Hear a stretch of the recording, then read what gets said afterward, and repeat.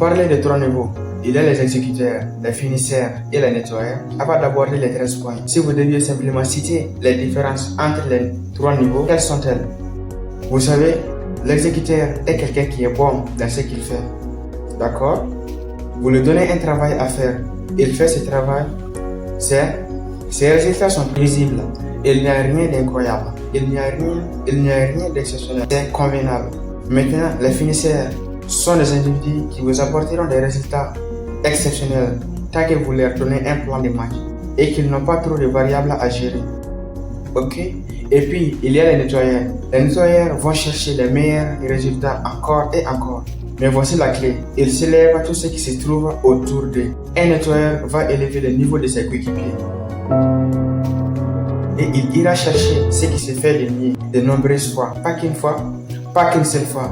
Peu importe la situation, peu importe le poids qu'ils portent sur leurs épaules, ils ont la capacité de se concentrer. Peu importe les circonstances.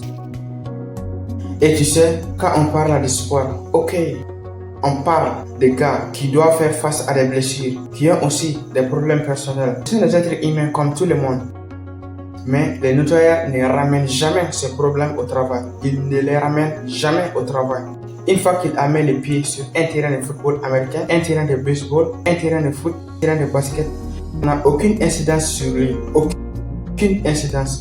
Tu sais, il y a des gars, quand tu regardes s'entraîner, tu vois leur productivité fluctuer de bas en haut. Tu sais, et cela n'a en général rien à voir avec ce qui se passe au travail. Mais la plupart du temps, avec leurs problèmes personnels. Et ils ramènent ça au travail. Les nettoyeurs ne ramènent jamais leurs problèmes personnels au travail. Jamais. Est-ce quelque chose qui s'apprend ou est-ce quelque chose qu'on a naturellement? Les points peuvent être appris. Ils peuvent tous être appris. Ok, j'en parle dans les livres. Pas né avec. Des choses qui s'apprennent. Mais ce qui se passe, c'est que tout le monde va faire face à de l'adversité. Tout le monde aura de l'adversité. C'est la façon dont tu gères cette adversité qui te caractérise. Tant jamais que quelqu'un vienne s'occuper de votre adversité, vous devez lui faire face. C'est la manière dont tu vas la gérer, quand tu vas la combattre, quand tu vas la fuir et laisser ta place, qui va déterminer l'évolution de ton carrière, de ton mental et de ton caractère. Tu sais, les gars parlent de... Les gens disent ça tout le temps. Tu sais, les défaites forgent les caractères. Ok. Quand est-ce que tu vas avoir ce putain de caractère alors? Sérieusement. Quand est-ce que tu vas arrêter de perdre? Écoute, je préfère avoir quelqu'un qui gagne avec paix. Avec paix de caractère. Quelqu'un qui a du caractère, mais qui perd tout le temps. Bien d'avoir du caractère, mais au bout d'un moment, il faudrait peut-être commencer à gagner. Tu ne peux pas constamment chercher de l'aide. Les autres ont déjà des problèmes. Ils ont déjà leurs propres problèmes à régler. Et aussi, ils ont des buts à atteindre. Après, peut-être qu'ils sont prêts à vous aider, mais au bout d'un certain temps, si vous cherchez constamment de l'aide, vous échouez. Tout dépend de vous. Vos échecs, vos réussites dépendent de vous. Tout est une question de clarté. Tout est une question de clarté. La zone porte sur la clarté. Combien de fois tu as vu dans les sports les joueurs qui ont dit « pense trop, arrête de penser ». Ne pense pas. Mais maintenant, qu'est-ce qui se passe-t-il lorsque tu demandes à quelqu'un d'arrêter de penser? Quelle est la première chose qu'il fait? Il pense. Exactement. Il se met à penser. Sais-tu combien d'heures et d'années de préparation sont nécessaires pour être capable à ne pas penser quoi que ce soit? Ça demande des années et des années et des années à faire la même chose. Encore et encore. Pour apprendre à ne pas penser, pour être capable de prendre une réaction, de la transformer en un réflexe. C'est ce que les plus grands savent faire. La plupart des gens réagissent. Ok, les meilleurs, c'est leur instinct, c'est impulsif, c'est inné, ça devient des réflexes. J'ai déjà dit ça. Écoute, fais confiance à ton instinct. C'est ce qu'ils font les finisseurs. Tu sais comment ça se passe avec les nettoyeurs? C'est leur instinct qui leur fait confiance. Les engagements que vous avez envers vous-même doivent être plus grands que ce que vous avez envers les autres. Qu'est-ce que ça veut dire? Ok, la plupart des gens ont observé par des engagements qu'ils ont envers les autres. Ok, engagements envers vous-même doivent être immenses dans le but d'atteindre le plus haut niveau et d'être les meilleurs. La pression que vous imposez doit être plus grande que celle de vous mettre n'importe qui d'autre sur cette planète. Vos attentes envers vous-même doivent être bien plus élevées que celles de n'importe qui d'autre, que vous ne pourrez céder face à personne d'autre que vous-même. Donc la clé avec les nettoyeurs c'est plus difficile. La chose la plus difficile à faire est d'élever le niveau de chaque personne autour de vous. Parce qu'en général, les gars vont se dire, si moi je peux le faire, pourquoi tu y arrives pas? Mais tout le monde ne peut pas le faire. Ok, j'adore celle-là. Tu sais, les gens disent partout, nous sommes tous nés avec de la grandeur. Nous ne sommes pas avec cette putain de grandeur. Ils disent des conneries pour essayer de faire un peu plus de vent. Oh, nous sommes tous nés avec de la grandeur. Quand tu nais, t'es rien du tout. Tu sais ce que tu dois faire pour aller au paradis?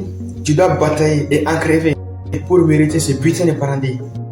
Les gens ne savent plus se battre aujourd'hui. Ils ne savent plus lutter. Le paradis commence en enfer. Ceux qui savent batailler, ceux qui savent se relever, sont ceux qui finissent par réussir. Ce sont les icônes. Il y a beaucoup de légendes dans ce monde, mais très peu d'icônes. Tout le monde parle de son cercle intime.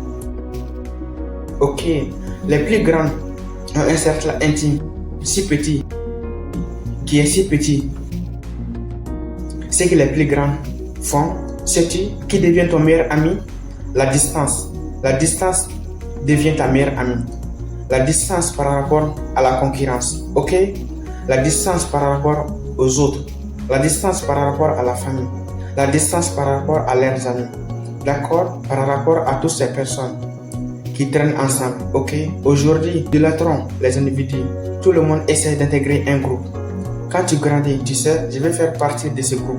Je vais sortir avec ces gens. Je vais passer du temps avec ces gens. Mais qui est ce qu'on doit vénérer le plus? Ceux qui sont seuls. Ceux qui créent la distance entre eux, la concurrence et le reste du monde. D'accord, tu as tes amis avec qui vous avez tous commencé ensemble. Mais au bout d'un certain temps, tu réalises qu'ils ne peuvent plus te suivre. Alors tu crées cette distance. Peut-être que tu voudrais continuer avec eux, mais ils n'en ont plus la capacité, ils n'ont pas la discipline, ils n'ont pas le sens du sacrifice. Donc la distance doit devenir votre meilleur ami afin que vous puissiez réaliser au mieux ce que vous voulez faire. Et ce sont des conseils complètement différents de ce que la plupart des autres vous diront. Ils vous diront de vous entourer de personnes positives. Tu sais ce que ça veut dire? Ça veut dire que tu vas me cacher la vérité juste pour que je me sente bien. C'est ce que ça veut dire. Vous devez vous entourer de gens qui vous diront la vérité lorsque vous ferez de la merde. Là, ils vous diront, tu fais n'importe quoi, tu as pris la mauvaise décision. Et quand ils vous disent que vous avez pris la mauvaise décision, eh bien maintenant, vous devez régler le problème.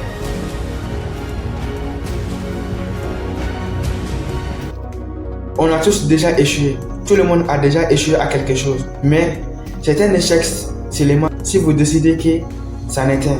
Il n'y a pas une seule façon de faire les choses. D'accord? Quand vous avez une personne qui passe des appels téléphoniques pour vendre un produit, non est juste le début d'une conversation différente. Maintenant, si vous pensez qu'il a reçu un non comme réponse, vous avez échoué. Vous avez échoué. L'échec n'est rien de plus que l'image que vous en avez dans votre tête. Il faut être celui qui rebondir et se dire, ok, certains vont dire non, d'autres vont dire oui. Ok, tu es prêt à comprendre pourquoi ils ont dit non. Tu vois, pour que cela ne se reproduise pas au prochain appel. Et peut-être que c'était juste pas le bon moment. Juste parce que, tu sais, ne pas emporter le championnat une année ne veut pas dire que tu as échoué. Ouais, ok, peut-être que tu n'as pas atteint l'objectif ultime cette année, mais l'année prochaine, tu devrais dire et tu trouves de nouvelles manières d'y arriver. La première chose que Michael Jordan faisait chaque année, et comme il faisait aussi, c'est je dois ajouter quelque chose de nouveau à mon jeu. Et c'est à chaque année. Et c'est ce qui sépare les meilleurs des meilleurs de tous les temps.